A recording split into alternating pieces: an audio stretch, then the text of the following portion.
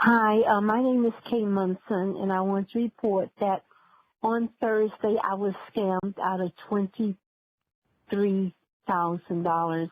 I got that voice message Saturday, January 20th. Kay Munson said just days before that call, she spent $23,000 on the website bitcheap.com. That's where this listing had a Toyota Highlander hybrid for sale, roughly 20,000 miles for just 23 grand. My son said, "This is a good deal, Mom. Let's go for it." But after sending the money, Munson and her son discovered something was off. We couldn't call them. He had been chatting with them with no phone number. That should have been a red flag to us. The other red flag was this vehicle dealer license document. It claimed to be issued through the state of New Hampshire. A spelling error and a check-in with that state's DMV confirms it's fake. But what was real, the name of the person associated with the account, her address and business name. I have this right here, and Shamina, I'm happy to send it to you and your husband. Yeah. I mean, it has your name on it. It says seller, Bid Express Inc. It has your address on it. Shamina Khan says she and her husband ran Bid Express until 2019. They say it wasn't a car sale business. Though she keeps the business's license active, she doesn't serve customers.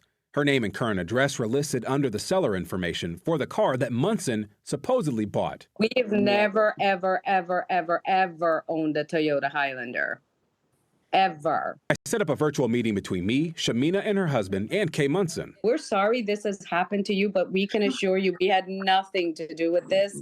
We're as stunned when we got the call.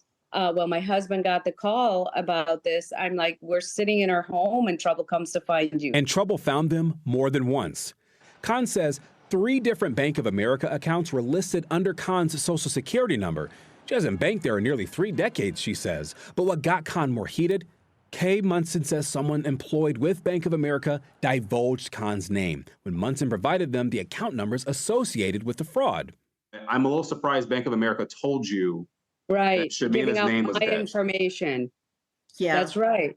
I was surprised too, but like I said, my son talked directly to someone there. I contacted Bank of America and asked, how was someone able to use Shamina Khan's name to open 3 accounts? Does the company have fail-safes to prevent this sort of thing? And would Kay Munson's money be sent to her after the alleged fraud account was closed? A company representative said, quote, Bank of America prioritizes client protection and observed potential risk. We have communicated directly with the client on actions taken. Khan wasn't satisfied with that answer. That still, doesn't excuse the fact that it wasn't us and that they should have known or they should have checked to see whether that was Shamina Khan or not somehow, some way. So what are the key takeaways for you? On the scam side, watch for too good to be true deals, like the price of that Toyota.